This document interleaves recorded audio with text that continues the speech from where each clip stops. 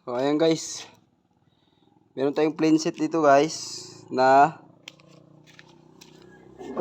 ang kapal po nito ay 0.0 mm 4x8 no, standard naman yan. Ng sukat ng plywood.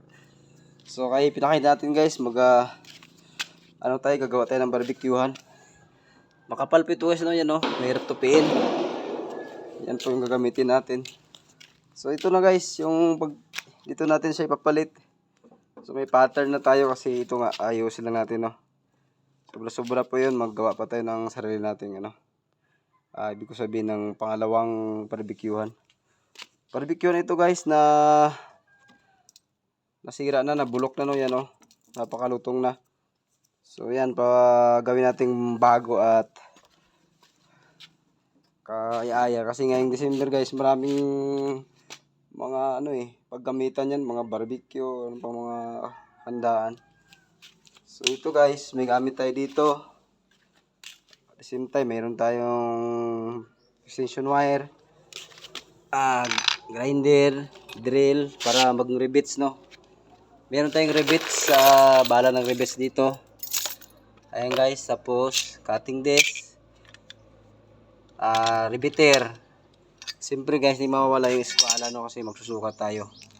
So ayan. Yan lang ang mga initial na gamit natin guys na gagamitin dito. So update tayo guys mamaya para makita nyo kung anong itsura nito no pag natapos na itong barbecuehan na to. So tara guys, samahan nyo ako. So ayun na guys, yung pattern natin guys nagawa na no, ayun na, nabuo na. So dito guys, sa gilid nito, yung dati nakakabit dito 10 cm lang din. So ginawa nating 20 sa atin guys. Ayan. Para yung tiklop hanggang dyan ang tiklop guys oh. Hanggang dito guys ang tiklop niya, hanggang 10 lang din pala. Kasi yung dati hanggang dito lang siya no, yung sa loob lang na bent niya, yung bent. So ginawa natin 20 para pag matiklop na siya, lalampas siya dito, another 10. So pwede natin i-rivets mas matibay. So dito sa kabila guys, ginawa rin natin 20. Nakaganon siya, 10 cm, tapos 10 dito sa kabila, tiklop. Yan na yung pattern guys no, mamaya ipakita natin kung matapos na yung gawa natin. Ayan. Dito lang guys, ginawa lang natin 10. Dito ay 28 lang na, 28.5 lang dito guys. Ayan yung gitna. So the rest, yun na yun guys, press lang ang lapad sa ilalim yan. So, pakita natin guys, ito na yung 28.5. Ayan.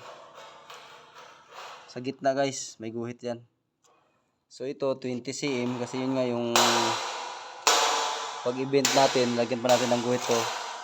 Another 10 ulit. Ito 10 lang niya sa kabila guys oh. 10. Ito 10 din yan sa kabila, sa dulo.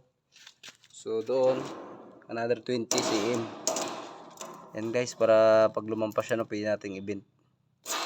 Mas matibay. So binago lang natin ng konti guys yung unang pattern.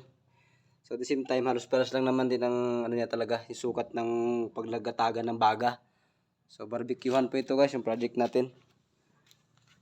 O yun. Tara guys, gawin natin ulit.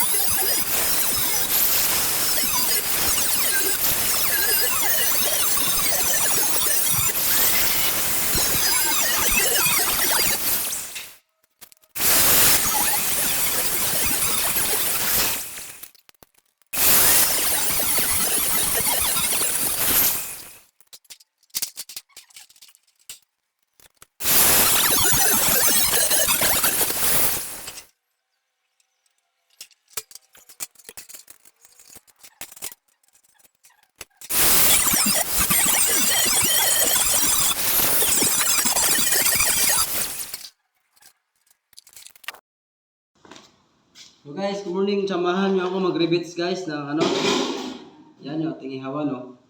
So nabuo na natin guys.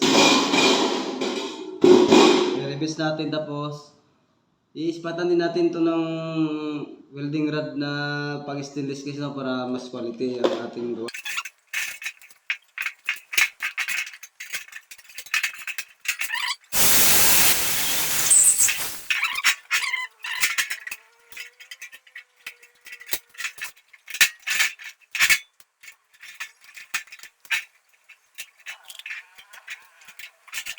So ayan guys, oh. Tapos na guys, bagyo lang siya.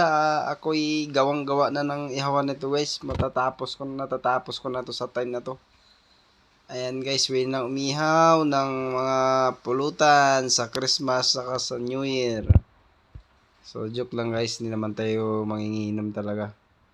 So mag-ihaw tayo ng kung anong kailangan natin guys.